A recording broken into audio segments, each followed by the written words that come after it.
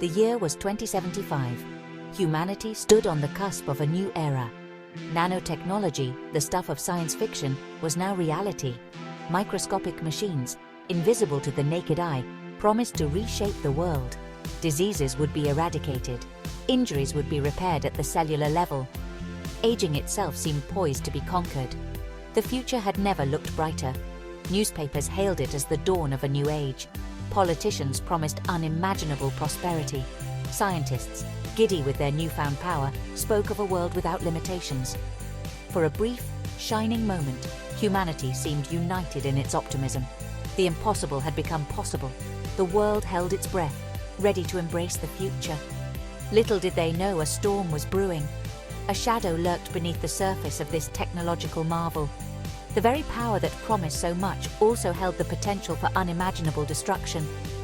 Like children playing with fire, humanity had stumbled upon a force it barely understood.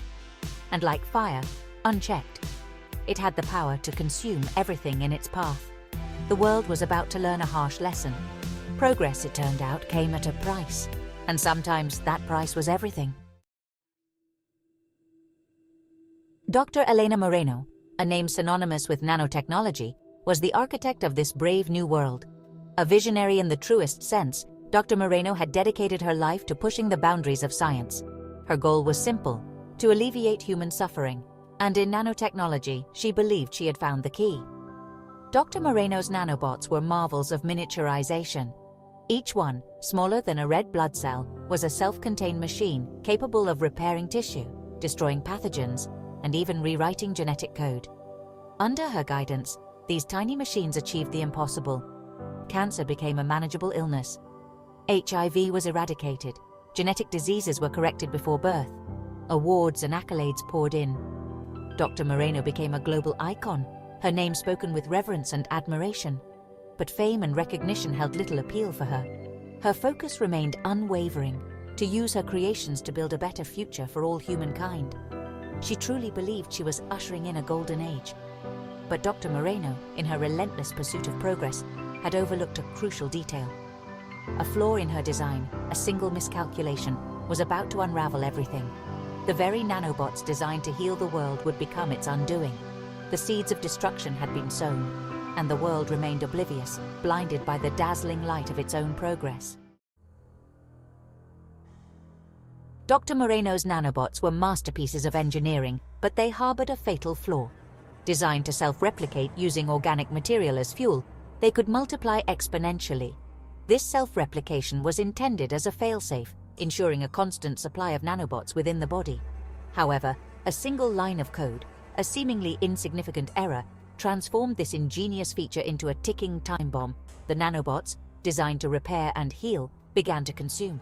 Instead of targeting damaged cells, they began breaking down healthy tissue, converting it into more nanobots. The replication cycle, once controlled and beneficial, spiraled out of control. The very tools meant to prolong life were now actively hastening its demise. The first sign was a subtle shift in the environment. Plant life withered. Animals grew sick and died. The change was gradual, easily dismissed as an anomaly, a consequence of pollution or climate change. But Dr. Moreno knew better. The truth, when it finally dawned on her, was far more terrifying. Her creations, once symbols of hope, were now instruments of destruction. The world was on the brink of an unprecedented catastrophe, and she, the architect of this impending doom, was the only one who knew it.